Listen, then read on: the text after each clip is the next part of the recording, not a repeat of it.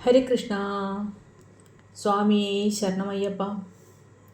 കേരളത്തിലെ പ്രശസ്തമായ ശബരിമല ക്ഷേത്രത്തിലെ തിരുമുറ്റത്തേക്കുള്ള 18 ദിവ്യപടികളാണ് 18ാം പടി. ശബരിമലയിൽ ദർശനം നടത്തുന്നവർ ഏറ്റവും പവിത്രമായി കരുതുന്ന 18ാം പടി ചവിട്ടിയാണ് ഭഗവത് സന്നിധിയിലേക്ക് കയറുന്നത്. ആദ്യം ഇത് കരിങ്കല്ലിൽ തീർത്ത പടികളായിരുന്നു. മല കയറുന്ന ഭക്തന്മാർ നാളികേരം പടികളിൽ ഉടച്ചുടച്ച് പടികൾക്ക് കേടുപാടുകൾ വന്നപ്പോൾ പടികൾ പഞ്ചലോഹം കൊണ്ട് പൊതിഞ്ഞു. സ്വർണം, വെള്ളി, ചെമ്പ്, വെളുത്തീയം, ഇരുമ്പ് ഇവയൊക്കെ ചേർന്നതാണ് പഞ്ചലോഹം. ഇപ്പോൾ തേങ്ങ അടിക്കുന്നത് വടക്കുഭാഗത്തുള്ള കരിങ്കൽ ഭിത്തിയിലാണ്. ശബരിമലയിലെ 18ാം പടി ആത്മീയമായ 18 ഘട്ടങ്ങളെയാണ് സൂചിപ്പിക്കുന്നത്. പവിത്രമായ ഈ പടികൾ ചവിട്ടണമെങ്കിൽ 41 ദിവസത്തെ വ്രതം നോറ്റ് കഠിന ശിക്ഷണം പാലിച്ച് ഇരുമുടിക്കെട്ടുമായി വരണമെന്നാണ് ആചാരം. 18ാം പടിയെപ്പറ്റി വളരെയേറെ വിശദീകരണങ്ങൾ കേൾക്കുന്നുണ്ട്. ഹിന്ദു പുരാണത്തിൽ ആത്മാവിൻ്റെ മോക്ഷത്തിനുതകുന്ന ഒരു ദിവ്യസംഖ്യയായി 18നെ കണക്കാക്കപ്പെടുന്നു. വേദവ്യാസ മഹർഷി എഴുതിയ പുരാണങ്ങളും ഉപപുരാണങ്ങളും 18ആണ്. മഹാഭാരതത്തിലെ ചരിത്രപ്രസിദ്ധമായ കുരുക്ഷേത്ര യുദ്ധം 18 ദിവസം നീണ്ടുനിന്നു. അതിൽ 18 അക്ഷൗഹിണി സൈന്യങ്ങളും ഉണ്ടായിരുന്നു.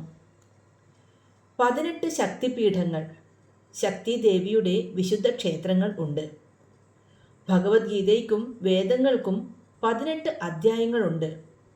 മഹാഭാരതത്തിന് 18 പർവ്വങ്ങൾ ഉണ്ട്. 18 പടികൾ 18 പുരാണങ്ങളെ പ്രതിനിധാനം ചെയ്യുന്നു എന്നൊരു വിശദീകരണവും ഉണ്ട്. 18 കുന്നുകളാൽ ചുറ്റപ്പെട്ട ശബരിമല ക്ഷേത്രത്തിന് 18 പടികളാണ് ഉള്ളത്. 18 പടികളുടെ തത്വശാസ്ത്രപരമായ അർത്ഥം ഇവയാണ്. ആദ്യത്തെ 5 പടികൾ നമ്മുടെ പഞ്ചേന്ദ്രിയങ്ങളെ നിയന്ത്രിക്കേണ്ടതിൻ്റെ ആവശ്യകതയെയാണ് സൂചിപ്പിക്കുന്നത്.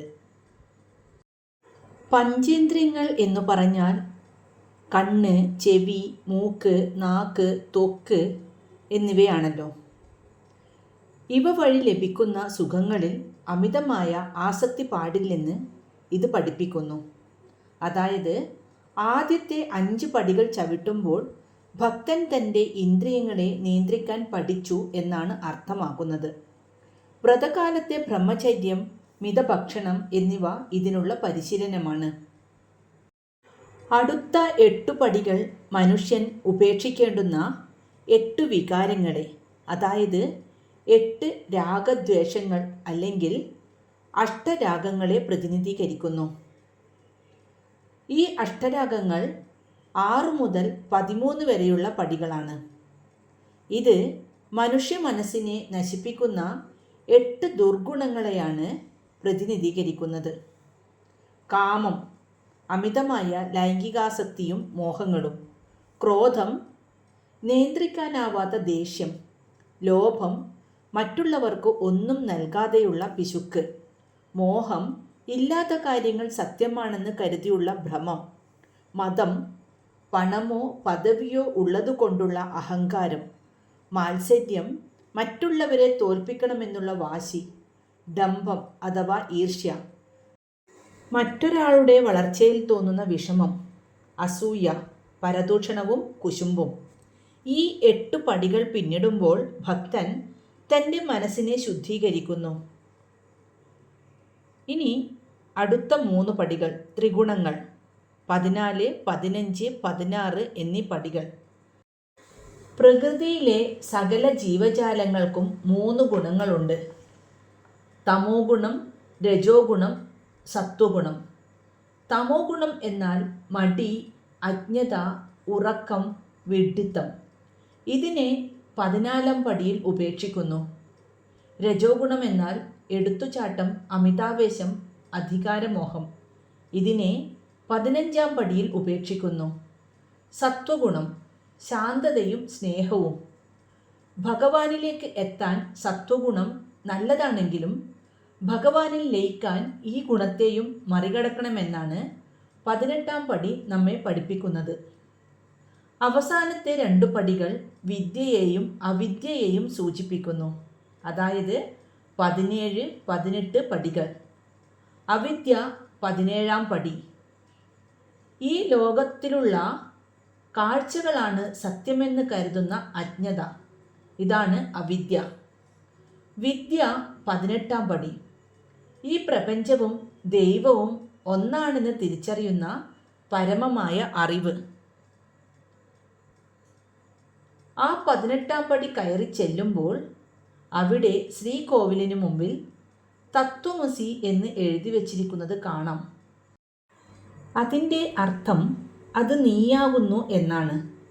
അതായത് നീ ഇത്രയും കാലം പുറത്ത് തിരഞ്ഞു നടന്ന ആ ചൈതന്യം, അത് നിന്റെ ഉള്ളിൽ തന്നെയാണെന്ന് ആ 18-ാം പടി നിനക്ക് കാട്ടിത്തരുന്നു. നീ അന്വേഷിച്ചു വന്ന ദൈവം നിന്റെ ഉള്ളിൽ തന്നെയാണ് എന്ന വലിയ സത്യം. ശബരിമല യാത്ര എന്നത് കേവലം ഒരു മല കയറ്റമല്ല, മറിച്ച് ഒരു മനുഷ്യൻ തൻ്റെ ഉള്ളിലെ തിന്മകളെ ഓരോന്നായി ഉപേക്ഷിച്ച് ദൈവത്തിലേക്കെത്തുന്ന പ്രക്രിയയാണ്. ഭൗതിക സുഖങ്ങളെ ത്യജിച്ച് പഞ്ചേന്ദ്രിയങ്ങളെ നിയന്ത്രിച്ച് അജ്ഞാനമില്ലാതാക്കിയാൽ മാത്രമേ മോക്ഷം കിട്ടുകയുള്ളൂ എന്ന ദർശനമാണ് ഇതിനു പിന്നിൽ. 18-ാം പടിയുടെ മറ്റൊരു പ്രധാന ഐതിഹ്യം മണികണ്ഠനുമായി ബന്ധപ്പെട്ടതാണ്. മണികണ്ഠൻ മഹിഷിയെ വധിച്ച ശേഷം തൻ്റെ അവതാര ലക്ഷ്യം പൂർത്തിയാക്കി അയ്യപ്പൻ ശബരിമലയിൽ തപസ്സിരിക്കാൻ തീരുമാനിച്ചു.